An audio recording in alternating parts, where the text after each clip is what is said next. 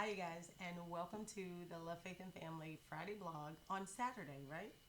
Okay, so you're probably thinking, some of you are thinking, I got some messages saying, where's the blog? Where's the blog? The blog, video blog, but where's the vlog? And I was like, oh, yeah, oof. I tried. Yesterday I was recording it, and I don't know, it was a long day. But to say the least, it wasn't just a long day, it has been a crazy kind of week. Since last Friday's blog, that I don't go to church, on that being a really, really sensitive subject, as we were saying, because some people, we talked about Christians who are Christians by default. We talked about non-Christians. We talked about people that kind of used to go to church, and um, but they don't go anymore, or they just flat out stop going, or people who are of different religions. So we touched on all those different people, and it was a very sensitive subject for those who are, can consider themselves Christians, but they're not necessarily active in church ministry, and they're not going at this time, but nevertheless they believe, and they believe as much as they can believe with having the amount of knowledge that they have about the faith itself. And because there's so much anti-Christianity literature out there, but guess what? It's just as much Christian literature out there as well. And in having both of those, you just pretty much get to decide what information you will believe. I put a post out the other day that said, we think with our minds and we believe with our hearts. And I just kind of wanted to add on to last week's blog by saying, that is what it is. We think with our minds and we believe with our hearts. We have to understand that there are going to be some things that we just won't understand about the Christian faith. And there are a lot of things that we don't get until we don't understand about many things that we won't understand until we get into it and we start actually learning more about it, and we get to make an informed decision. I think that that's one of the biggest things about church and going to church. You want People want to make an informed decision right off the bat, but it doesn't just work like that.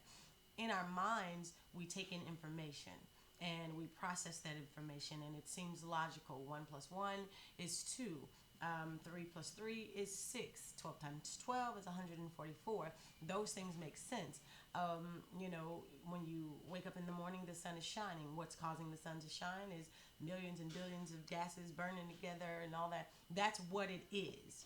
But even though the fact of the matter is what it is, why it is what it is what we struggle with, and the how. So as people, that's just, we know that there's more, and that peace that in you that knows that there's more is the peace that God is the peace where God lives. And he left that void there because he it's intended to be filled by him in understanding and in spirit and in wisdom.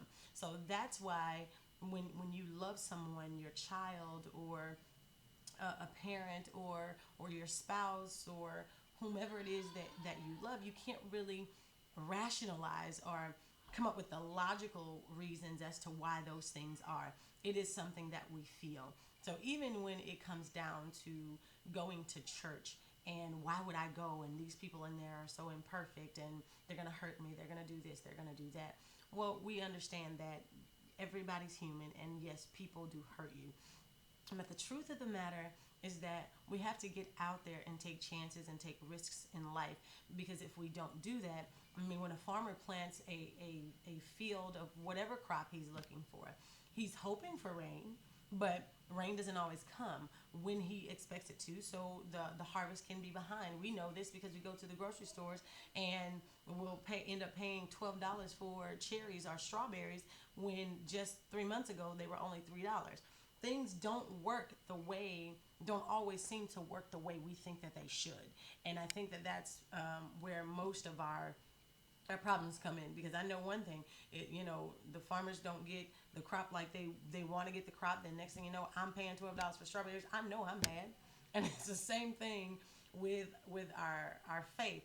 We get in there and it doesn't, our harvest doesn't come at the time that we think it should come. So we get upset and we get bothered. Hi, honey. Say hi to the people on the blog. Yeah.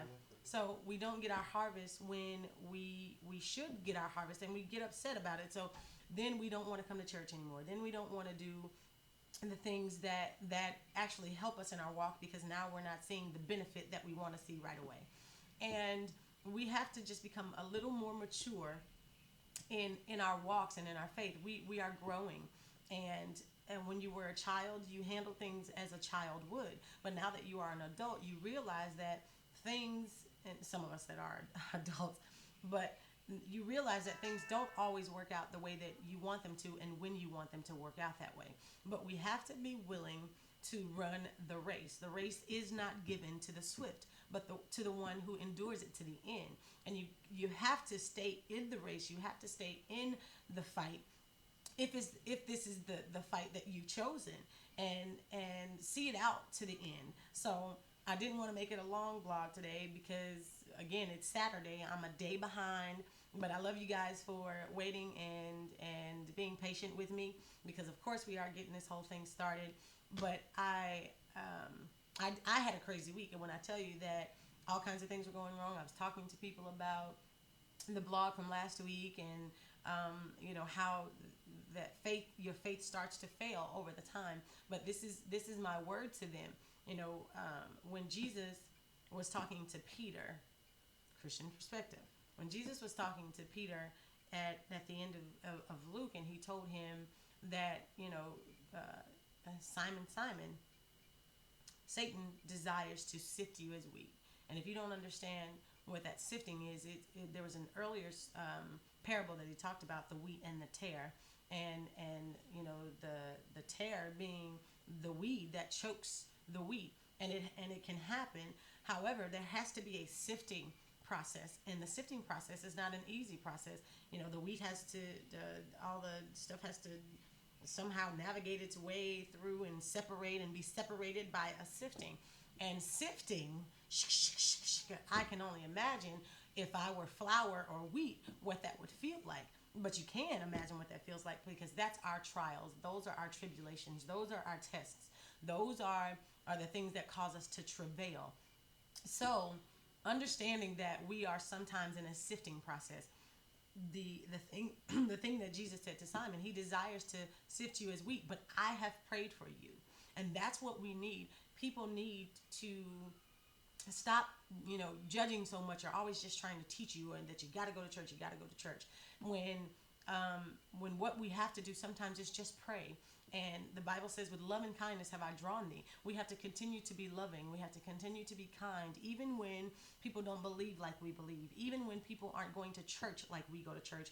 We still have to be the example of compassion. We still have to be that love and that kindness that will hopefully draw them into a lifestyle and a belief that they can feel with their hearts and not just think about in their minds, because it's not working out. My 1 + 1 is not 2 right now. I thought that when I got married, my husband and I would become, would be 2 people, but even in that, it's like 1 + 1 = 1 when you bring it together. So in God, it's always going to be different than what we deal with, that it's factual in the world.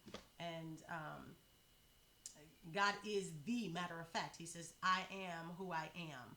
I am everything. I am El Shaddai. I am Elohim. I'm more than enough. I am everything at all times. I am omnipresent. And a lot of us know that, but we don't understand that. So I just encourage you, as you continue in your Christian race and your Christian walk, to be mindful that, yes, God is everywhere and he is all around us. And he longs to be in relationship with us. So our job is to, not get so frustrated about life and the things that are going on around us, but understand that there is a greater greater power that is in God that longs for us to be in fellowship with Him so that we can take our place in this world. Everything has its place. The trees have their place. The wind has its place. The clouds have their place. We have to take our place and begin to understand our place a little bit better than we do. But I think that's why the purpose driven life and purpose this and purpose that became so popular, because a lot of people don't know what their place is or what their purpose is. So I just invite you to get into a relationship with God, get into the Word, and start learning about those things that we might not get all the answers to, but the answers in our mind. But I can assure you that He will assure you in your heart. So I love you guys. This is Shonda J. Gordon with Love, Faith, and Family Ministries, coming to you with your blog for Friday on Saturday, right? It's okay. I know we're going to get better as time goes on. You saw my husband come in. So we've got a lot of stuff that we're working on. We're working on a jingle for the show, and I called it a show, but a jingle for the blog, and maybe turning it into a show where we can actually talk to people who are walking this Christian journey or who have decided not to walk this Christian journey, and just kind of get into the minds and the heads of people so that we can help to better lives, so we can help to build families better. We are so excited. I am so in love with this mission and this project that God has put on my heart. Love you.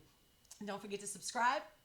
And don't forget to, that's one of my kids probably, and don't forget to visit the page Love, Faith, and Family Ministries on Facebook. We love you. Signing off. Bye.